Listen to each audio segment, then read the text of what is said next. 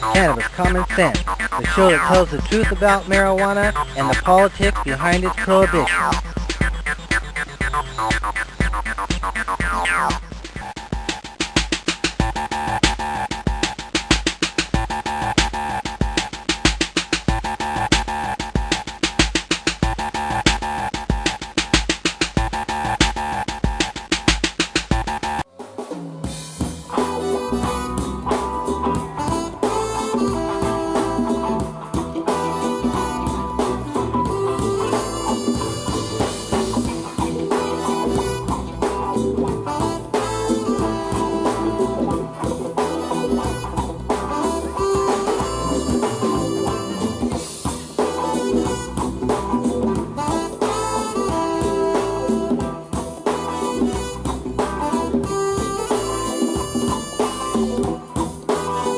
Stop 2010, how you feeling? Bring me up with monitor.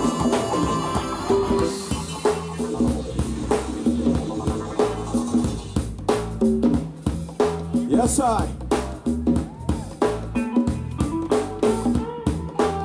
Man called Casper from Arizona, Hopi land. How you feeling, Portland? Rhythm, please. This how we do it in Hopi land. Let the peoples in the house say yeah.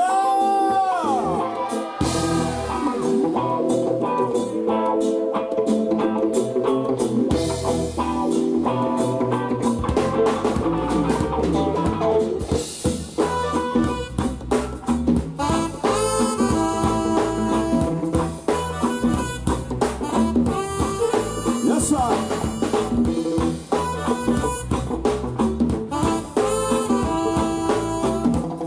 Watch the ride. Nothing them come, they come about to Hopi land. Nothing them come, they come about to Hopi land. They come by bus, sometimes they come by but only the best they come around. Jump, jump. Nothing them come, they come about to Hopi land. Nothing them come, they come about to Hopi land. They come by bus, sometimes they come by but only the best they come and play down in Hopi land. Tell a friend, a reggae man we bring, Bob and Nest Tamale and my heart is still king. Shock, we shaka, we sing, we are sting. Sometimes we DJ BC, sometimes we sing. Back in Hopi land where my guac came from, I and I miss that slim belly one bit. Just for on from the kick horse body. Me live and I direct me coming in my show body. Shock, the trip they come about to Hopi land. The trip they come about to Hopi land.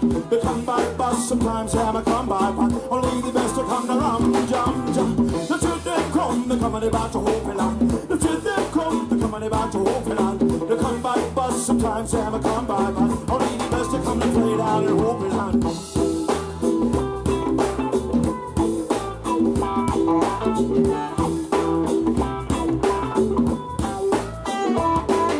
A dedicated cultural connection. The movies up in the dance, yes, the mom. This is the way we call my music, along. A reggae that's yes, man, it's in the season. There's no excuse, no better reason. I'm messing up Portland, my only mission. So listen up, no matter why me in the session. We live and on the record, come boom, boom, come. The truth they come, they coming about to Hopi land. The truth they come, they coming about to Hopi land. They come by bus, sometimes they come by, but only the best they come around and down.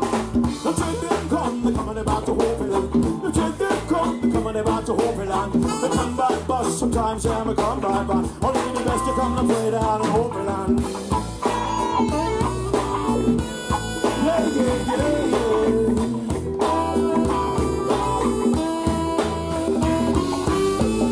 I'm on stand strong, positive lyrics in the maximum, yeah, yeah, yeah.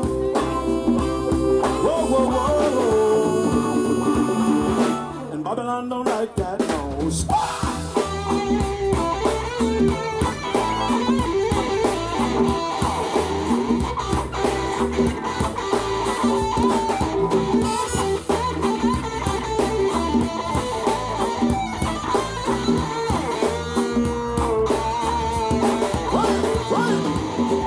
How you feeling, Portland? And if you don't know, now you know, man called Casper. Mighty Mighty 602 band in the house one time, right? Let me hear you say, hey, yeah! Watch me. Shoot. You know the dance when everyone once again listen up, no matter what, me them a grum every time. Mighty 602, when every chrome every time. The mic, the lyric, that my only weapon. Well, that's the way we try to be, so come have some fun. Mic upon the lyric, man, we only weapon. And when every dance and every rhyme, listen up, no matter what, I come to get I get them come, they come about to walk it. I get them come, they coming about to walk it. They come by bus, sometimes them a come by, but only the best to come around. I said them come, they come about to hope it on. The said them come, they coming about to hope it on. They come by bus, sometimes they haven't come by, but only the best to come to play down the hope it on. Yeah, yeah, yeah, yeah.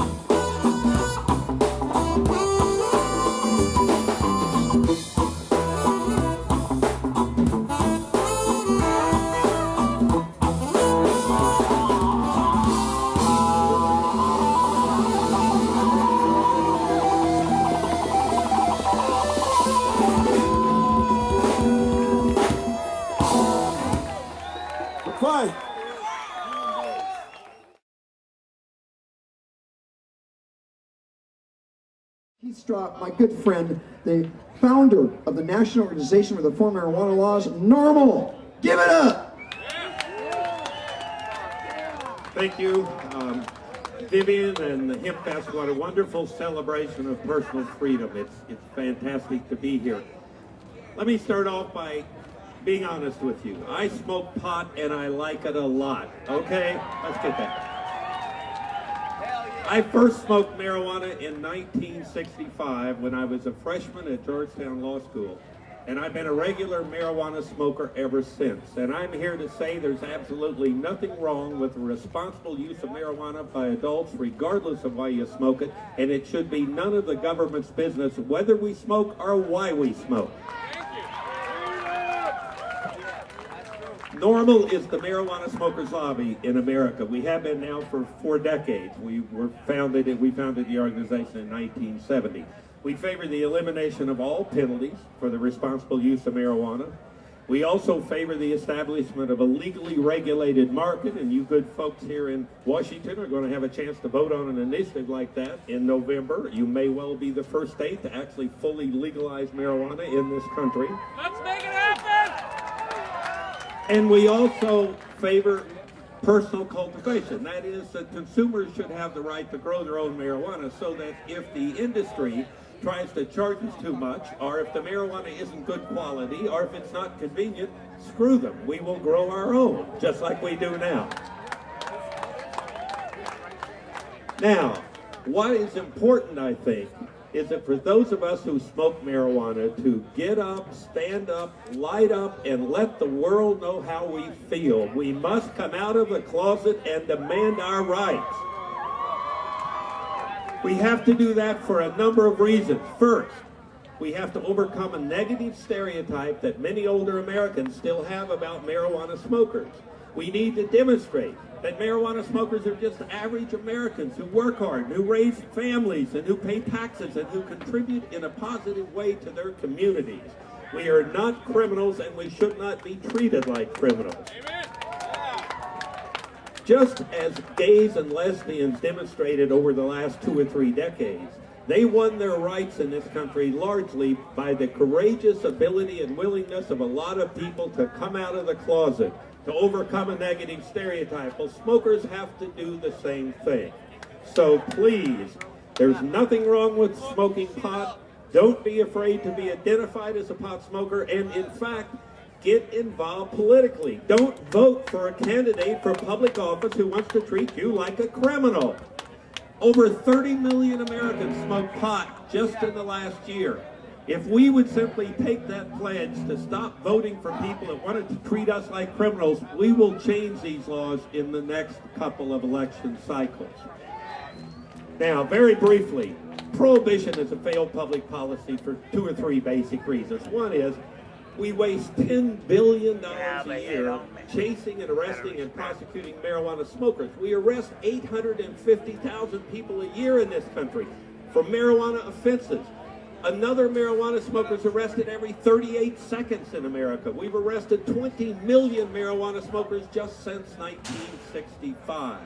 So for Christ's sake, just for that reason, let's move it aside.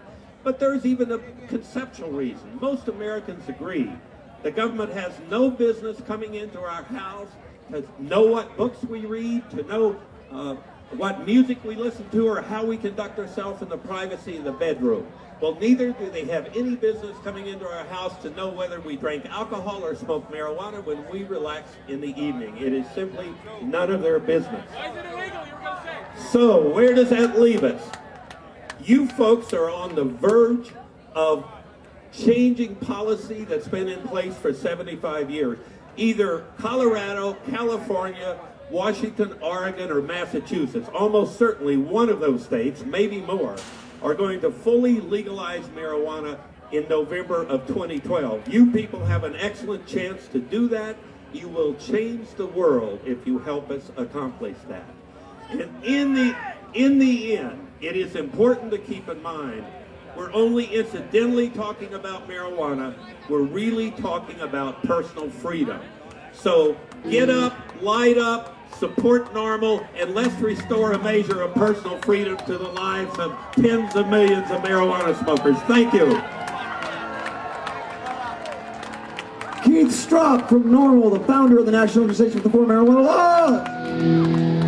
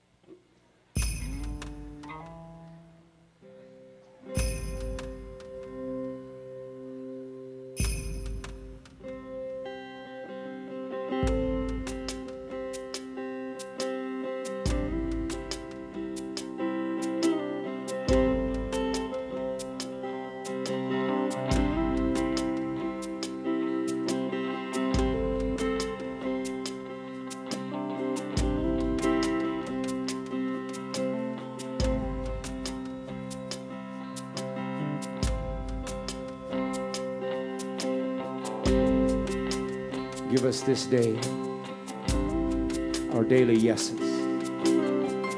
Yes to life. Yes to living. Yes to caring. Yes to giving. Yes to creating. Yes to thinking. Yes to clarity. Yes to balance. Yes to seeing. Yes to being. Yes to yeses. Give us this day our daily yeses.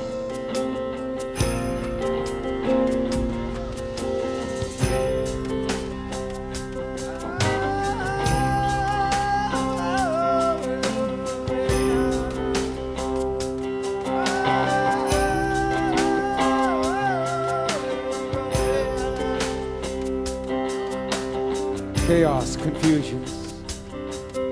Confusions, chaos. Desperations, despair. Despairs, desperation. Programmed belief. Belief programmed. Manipulated minds. Minds manipulated. Behaviors, reactions. Reactions, behaviors. Fearful thinking. Thinking fearful. Altered thought. Thought altered. Diseasing perceptions. Perceptions diseasing. Forgetting medicine. Medicine forgetting. Clear thinking. Thinking clear. Coherent coherence. Coherency coherent. Prayers given. Given prayers. Peace and love. Love and peace. Created realities. Realities created. Whatever sees. Sees whatever we do. Do we? Give us this day our daily yeses. Yes to seeing. Yes to being. Yes to balance. Yes to coherence. Yes to thinking. Yes to creating. Yes to giving. Yes to caring. Yes to living. Yes to life. Give us this day our daily yeses.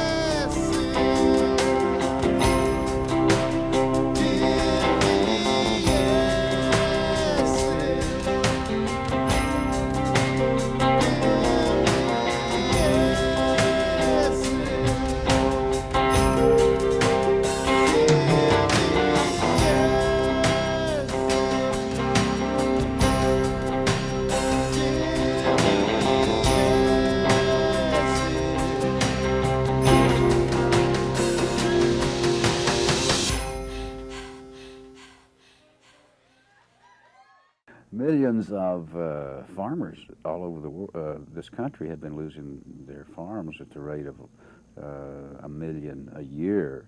Acreages or million farms? Farmers. You know, at one time there was 8 million working farmers in this country, American family farmers. Now we're down to probably less than 2 million.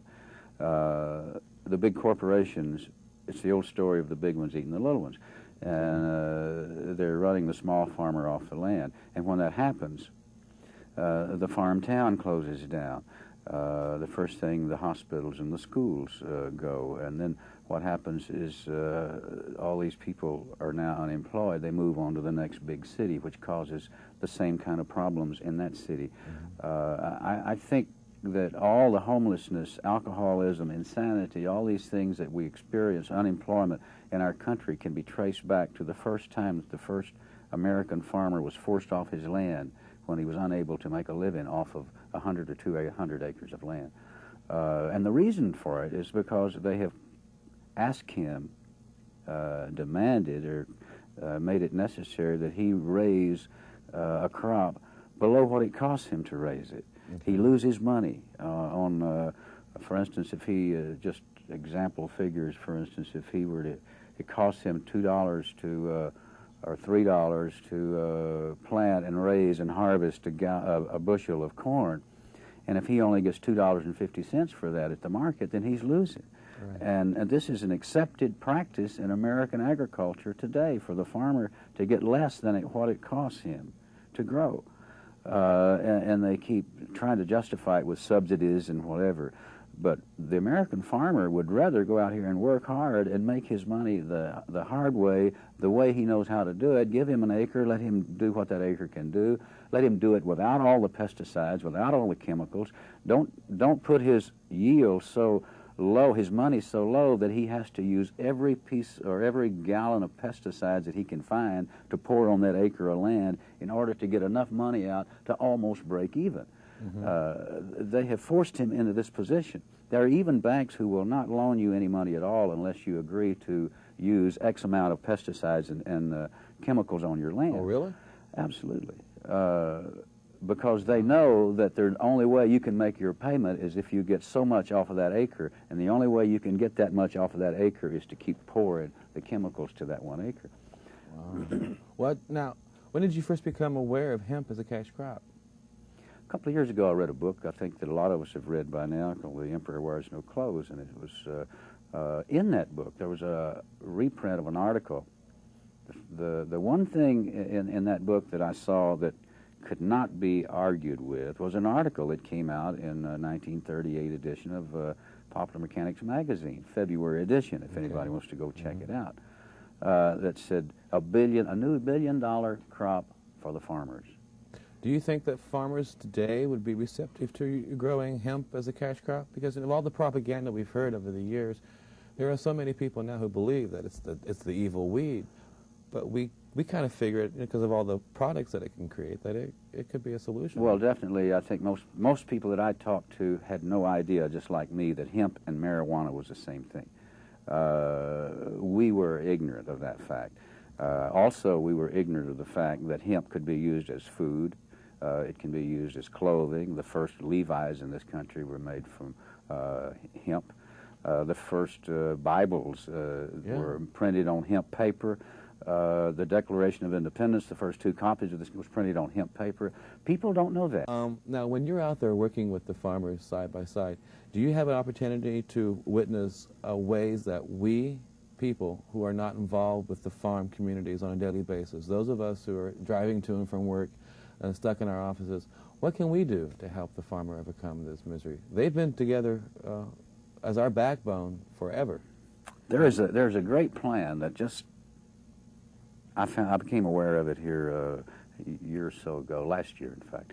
The farmers have come up with this idea themselves. It's called parity giving.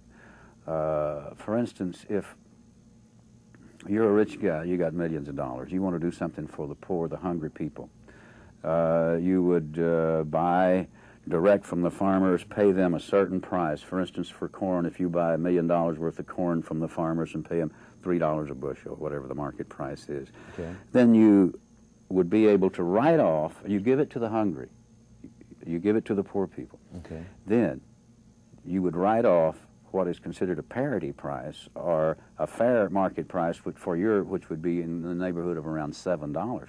So you would get to charge, you buy it for $3 and get to write off $7. So this would be a great benefit not only to the guy with money who wants to help, to the farmer who gets his product sold, and also to the people out there who are hungry, who needs the food. It's really ridiculous for people to be starving to death on this planet when there's a lot of food available. 50-mile waterfront, an ever-changing mirror reflecting the work of the world and its needs and tastes. Grain from Canada and fish from Portugal and Norway. Tires from Akron and hemp from India.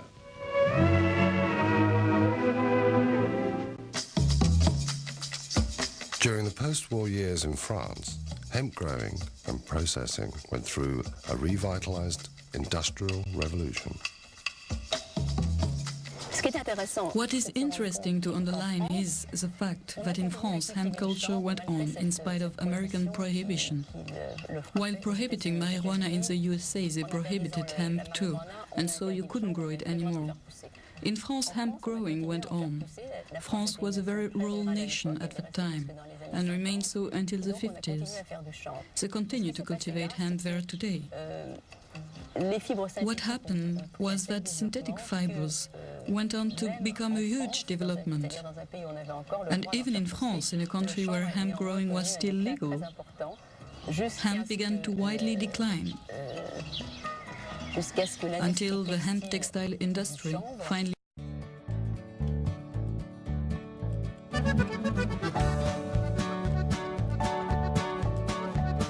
Well, here's a little song that you might get along with, all about a natural seed growing wild by the side of the roadway. It's nature's a wonderful weed. Been around so long, it's hard to tell why anyone would think it's new. Love it or hate it, however you relate it, I'll leave that up to you. But isn't that righteous?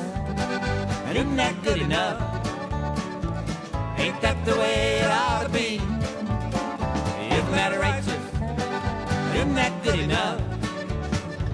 Righteous is good enough for me.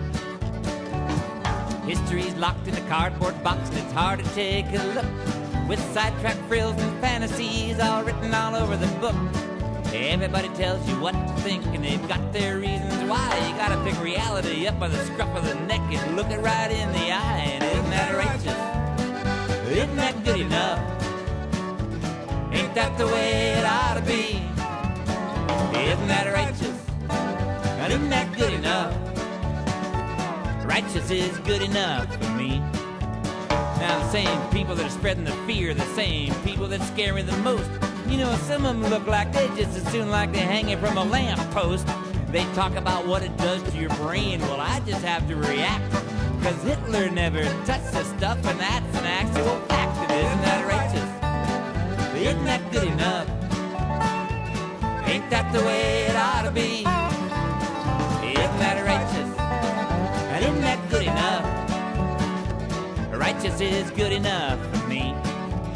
George Washington was the father of our country, and he had a hemp plantation. Betsy Ross used it to make the flag that flew above the baby nation. They wrote their declarations on paper from that same hemp fiber press, and I don't know what they smoked when they were taking a break, but I got a pretty good guess. And isn't that righteous? Isn't that good enough?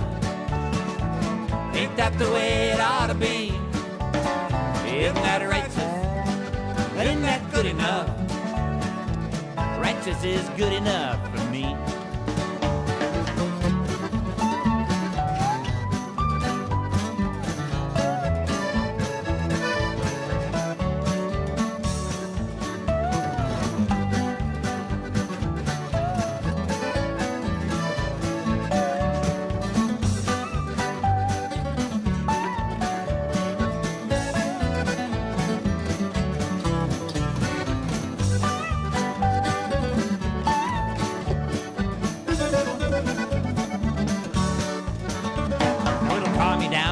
Uptight and it just might make you smile.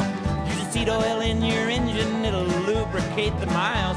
Glaucoma and chemotherapy, they say it smooths out the track. So next time you meet a cancer patient, ask them what they think about that. Isn't that righteous? Isn't that good enough? Ain't that the way it ought to be? Isn't that righteous? And isn't that good enough? Righteous is good enough for me. I don't know why some people get so upset when you say to legalize it. They'd rather build more jails, arrest more people, and spread more crazy lies. It's like talking to a brick wall. You know, they just don't get the facts. I think they ought to try a little of that Betsy Ross. It just might help them relax. And isn't that righteous? Isn't that good enough? Ain't that the way it ought to be? Isn't that righteous? And isn't that good enough? Righteous is good enough for me. So I'll be on my way now. Guess I've taken just about enough of your time. I know there's a lot of people out there that don't like my state of mind, but I got mine and you got yours. We give what we can take. So next time I need a breather, well, I might just take a little smoke break. And isn't that righteous? Isn't that good enough? Ain't that the way it ought to be? Isn't that righteous?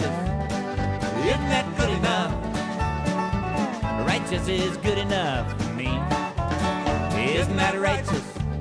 And isn't that good enough? Ain't that the way it ought to be?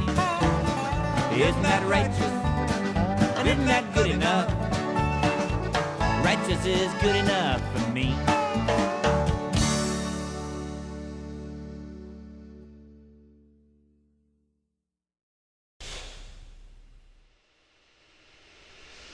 Prohibition cannot be enforced for the simple reason that the majority of American people do not want it enforced and are resisting its enforcement.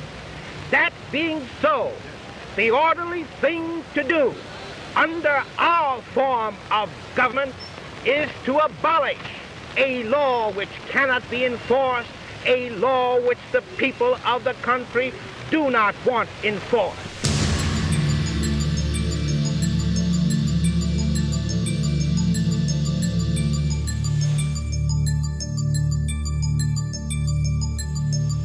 In the 1980s, "just say no" became the new phrase of an old propaganda campaign.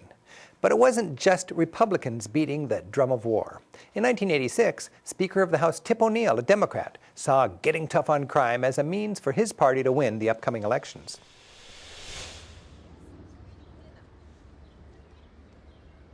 In the 1980s, I was the attorney in the U.S. House of Representatives, principally responsible for writing the drug laws. In the only time in my 10 years at the House of Representatives, we had a bill that we were considering that had never been introduced. There were no hearings. There was no expert input from the Justice Department, from the federal judges, from the Bureau of Prisons. We were literally flying blind. And this legislation ended up creating long mandatory minimums of 10 years mandatory up to life imprisonment when the prior maximum had been 20 years. To say that you deserve up to a year in prison to possess marijuana, that is, to possess it for the purpose of using it, is preposterous. It's totally unjust. How these sentences get imposed is completely random on one hand, and on the other is very much related to what your social class or race is. These laws fundamentally fail the test of justice. As I look back on it, as 30 years as a lawyer, this has been, if this were intentional, this would be the most shameful thing I could imagine somebody doing as a lawyer. It's terrible. It's terrible to live with. That's why, it's critically important, I think, that people like me speak out and say, these laws are wrong, they're counterproductive, they're unjust. I live in a state that passed a medical marijuana law in the late 90s. My partner and I care for people living with AIDS, and part of that care is providing them with marijuana. Having a warrant served is one of the scariest things that I've ever experienced. Having the battering ram at the door at dawn, jumping out of bed, opening the door, seeing the police there, swarming into the house, handcuffing us while we watch them tear our house apart. We live in fear of losing everything again. I was in my last year of law school and I was convicted of a federal marijuana felony. I had to plead guilty in a plea bargain. I had a house arrest sentence and 5 years probation. I will not be able to run for public office. I have 2 wonderful kids. I will need to explain to them why I can't vote for the rest of my life, why we can't cross the border. I feel like I have a brand for the rest of my life, and I can't get rid of it.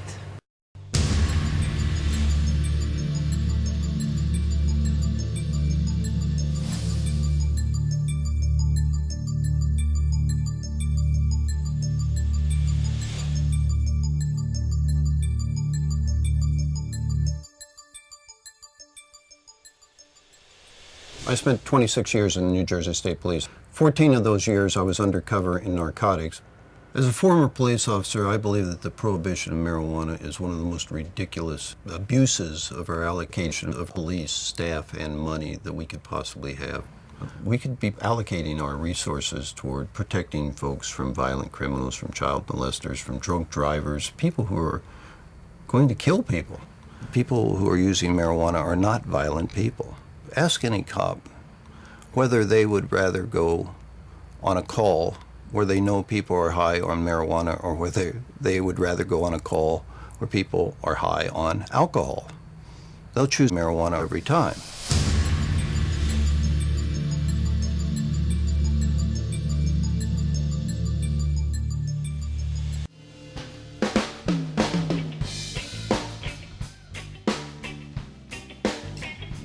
Portland, how you feeling?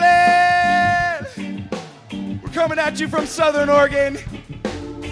It was a long, long drive.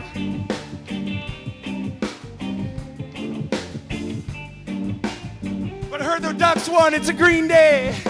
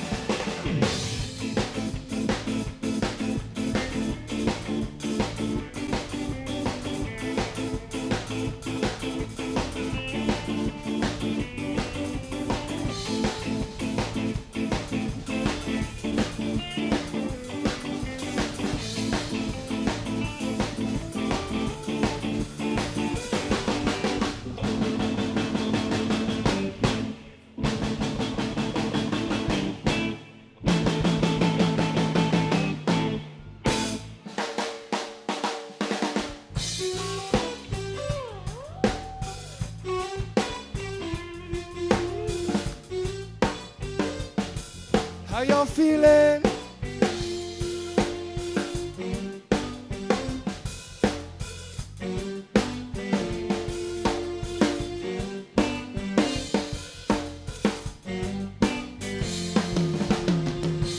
When you see your brother, man, don't put me down. Boom, boom, boom.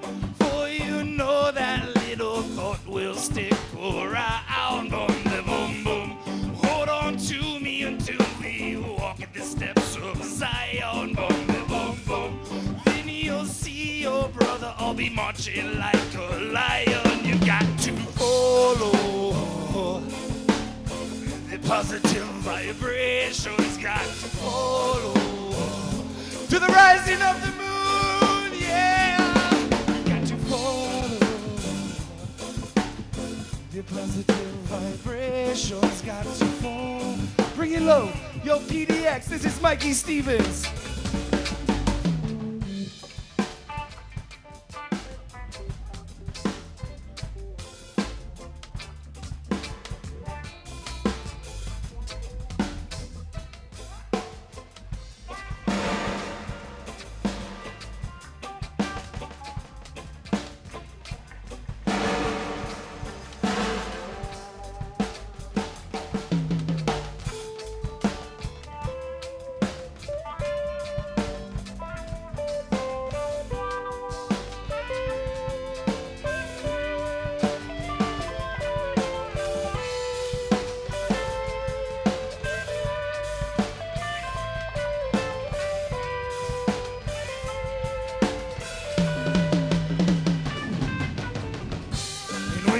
see your sister, don't put her down. Boom, boom, boom.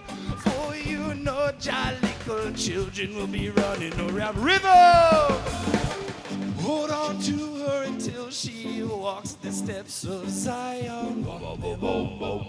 Then you'll see your sister shining with her light on. You got to follow the positive vibrations. Got to follow.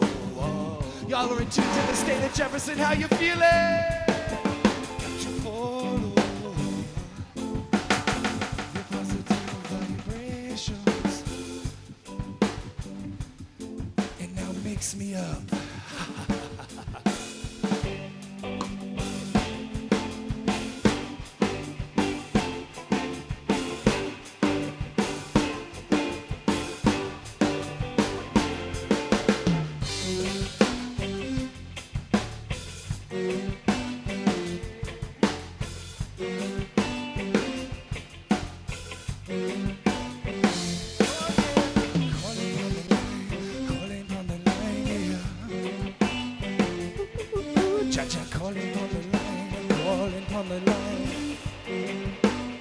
One time. I am a travel writer. And for me, high is a place. It's a beautiful place. It's a place where my speakers sound better. It's a place where suddenly I'm a good cook. Where conversations slither around like stray cats. And then once in a while I like to go there. And a lot of people do.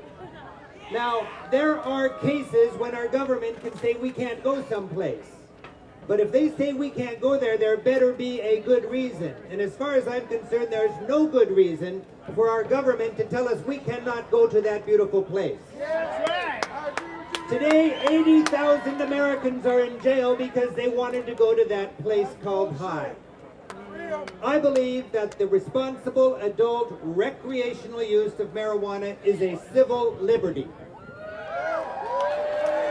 Now, I'm not promoting marijuana. It's a drug. It's not healthy. It can be abused. It can be addictive. It's certainly not for kids.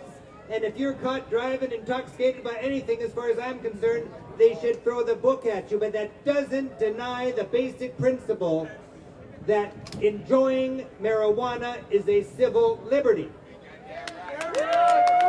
Now our government is waging a war, a long, losing, expensive, demoralizing war against marijuana based on fears and lies. It's demoralizing our police force. It's eroding and corroding necessary credibility among parents and teachers to teach their children how to get through the threats of hard drug abuse in their young years. It's wasting billions of dollars, and it's messing up literally hundreds of thousands of lives. 800,000 Americans were arrested last year for marijuana. They're not rich white guys. They're poor people and people of color and people who cannot go through life with that burden. This is a scourge on our society, and it's time that we have a new approach. Now, I inject a European perspective to this, and in Europe, a joint is about as exciting as a can of beer. Europe has its drug abuse problems, we have our drug abuse problems, but in Europe, they measure the effectiveness of their drug policies not by how many people do you lock up, but by a concept called harm reduction. How do you minimize harm that this drug causes to a society? And they've found that if you take the crime out of the equation, take the violence, take the money out of the equation, then it becomes a health concern and an education challenge. My friends in Europe constantly remind me that a society has to make a choice. Tolerate alternative lifestyles or build more prisons. Here in the United States, we've decided to opt for the latter. And my friends in Europe always follow up that comment by reminding me that we here in the United States lock up more people than anybody else in the world. We lock up 8 times as many people per capita as the Europeans do. Either we are inherently more criminal or there's something messed up about our laws. Now, our drug policy is based on fear and misinformation. For how long has our government been spending money on reefer madness propaganda? Consequently, there's a whole bunch of people that are really afraid. There's a lot of people that think there's a whole reservoir of people that just wish they could ruin their lives if only it was legal. Well, in Europe, they've learned that there is not that reservoir of people that would use marijuana if only it was legal. In Portugal, they decriminalized the consumption of all drugs 10 years ago. They just did a review of that policy, and you know, they like it. Use does not go up, the crime is out, it becomes a little more boring, and life goes on. There's a lot of Americans that are also afraid of this gateway drug notion. One toke of marijuana and you're on the way to heroin addiction. Well, Europe has learned it's not the case. In the Netherlands, it's been 25 years since they arrested somebody for smoking marijuana, and what they've found is that there's not an increase in hard drug use. Their drug-taking population is staying the same in numbers, and it's getting older in demographics. Because people who want to experiment with drugs, which is something that kids do, they do it in their 20s, and then they get over it, and they get back on with other kind of things that are exciting to them. And it's just a way of life in Europe. And the only thing gateway about marijuana is its illegality, because when it's illegal, people have to buy it from criminals in the street who have a vested interest in getting you hooked on something that's more addictive and more profitable. We need to take a hard look at our drug laws, and it's so exciting to have a celebration like this. HempFest is a great celebration of cannabis culture, but I'll tell you, if we want to legalize this, we got to mobilize. We got to get serious. We got to stop preaching to the choir and take it out to the suburbs where people are afraid of this stuff. We have hard-working advocacy groups. I'm a board member of NORML. I've been that for 10 years. These groups are fighting a dogged and difficult campaign on each of our behalf. They're not charities, they're services, and they're doing our work for us. And you know, there's some initiatives going on. I am so proud to be a co-sponsor of initiative I-502. Now, I know that this discourages and disappoints a lot of idealists that want marijuana to be completely free and legal, but that's not going to pass in the voting booth. That would pass here, but it's not going to pass out there. We need something pragmatic as a first step. Please learn about this. This is a smart law. This is a law that has elected officials behind it. This is a law that's not scary. It deals head on with the reasons Prop 19 failed. And if we can stay together, we can pass this thing. I-502 has a booth, 100 yards right over there. You'll see it. I'm over there later on today. We'd love to get volunteers to get out there and get signatures. We got to get 240,000 signatures to get this thing on the ballot. And trust me, once it's on the ballot, it will pass. Most people out there want to know about driving problems, and they want to know about how you're going to retail and all these boring facts. This is our first step towards legalizing marijuana. It's going to happen in Washington, and then you can tell your grandchildren you helped change those laws. That's exciting. Yep. Now, we're at a crossroads in our society. Think about the 1930s when courageous people were stepping up about the laws against alcohol and saying, you know, this law is causing more problems than it's helping. And Mayor LaGuardia said back in the 30s, if you got a law in the book that you don't intend to enforce consistently across the board, the very existence of that law erodes respect for law enforcement in general. Today, we've got a law in the books that is eroding respect for law enforcement. They got no intention of enforcing it. If they locked us all up, tomorrow would be one less interesting, less creative place to call home, wouldn't it? I want you to know that I'm a hard-working, kid-raising, church-going, tax-paying citizen of the United States, and if I work all day and want to go home and smoke a joint, that's my civil liberty. If you agree with that, get with us, make a difference. We've got a window with I-502, all right? And then we can get beyond hard on drugs and soft on drugs, and as a society, we can be smart on drugs, all right? Thank you very much. Happy travels, even if you're just staying home, all right?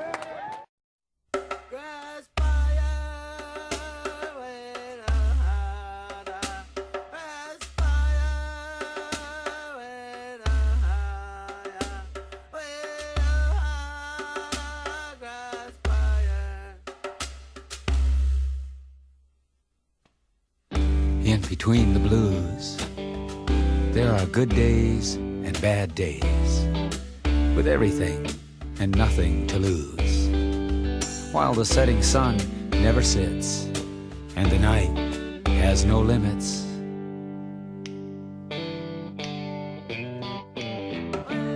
The void between freedom and free dealing with the unnatural reality. A need to see, a need to be. Grass fire, my DNA needs THC. Grass fire in a world at yours. That's the way this fire burns. Like a grass fire.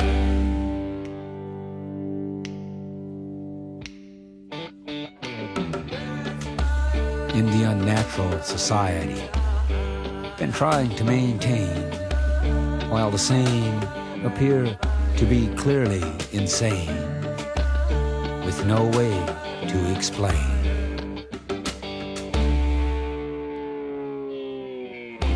Outlasting the great lie, a sparking spark does my mind. Grass fire, pulling the sky, breathing in sativa's design.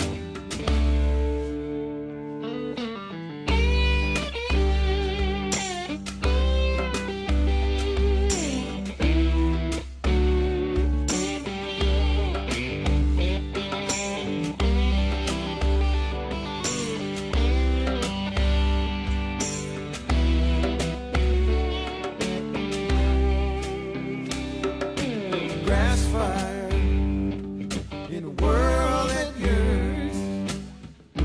That's the way this fire burns. It's a grass fire.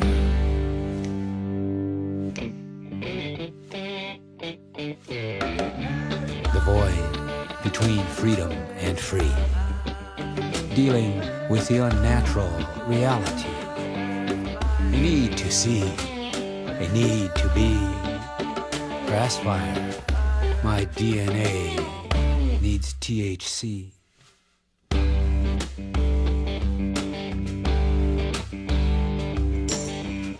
Dreaming of long times past, all that those times brought. Looking to the heart of tomorrow. Grass fire in a world that yearns. That's the way this fire burns.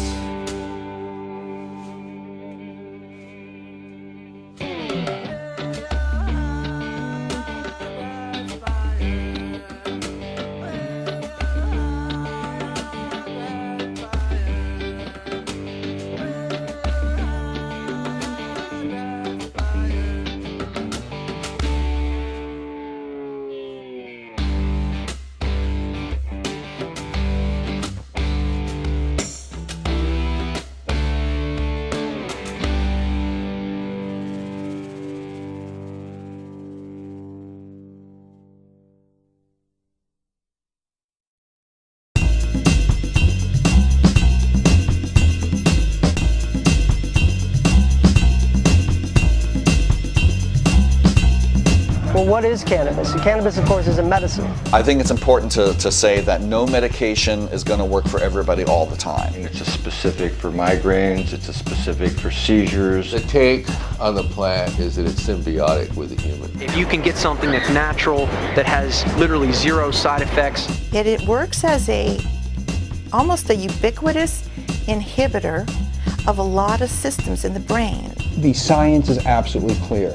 The pharmaceuticalization of cannabis is just beyond the horizon. I think it's easier for men to come out and say they support it because women have a lot more on the line. You know, if they're mothers, then they have their kids on the line. So I tried it, and at first, it freaked me out. I had a few panic attacks. We know that cannabis can prevent Alzheimer's, and if it can reduce all these ailments and keep your stress level low, that adds years to your life before you're even sick. And so the petrochemical, pharmaceutical, military, industrial, transnational, corporate fascist elite SOBs vilified the cannabis plant. We're all grown up now. We're not in the closet anymore. We don't give a fuck what you think. We smoke marijuana. But once you just let go with it and just be, it does so many things. This consciousness opens the doors of perception expands consciousness and puts you in a receptive state. I like to say when I give lectures, I start off by saying I smoke pot and I like it a lot. Part of what we're doing with Oregon NORML is trying to maximize the Oregon Medical Marijuana Act and try to help the patients that truly need the medicine. America's ready for a change in the marijuana laws. We're reached critical mass to change this critical mass. Let's hope we can all live together in peace and harmony, love, and legalize marijuana, for God's sake.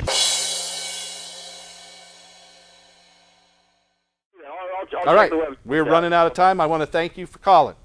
I want to thank you for watching. I want to thank you, Casper, for coming on the show. You can check out Time for Hemp Radio on the American Freedom Radio Network every Monday through Friday, 10 a.m. Pacific Time, 1 o'clock Eastern Time. And go to our site, get our petition, come to our office, help us put this petition on the ballot. We got 40,000 signatures now, and we need 87,000. We still got to gather more. So help us put this on the ballot. Thanks for watching. We're going to jump out and end with the music of John Cornette and Jan Sue, and help us restore hemp. Good night.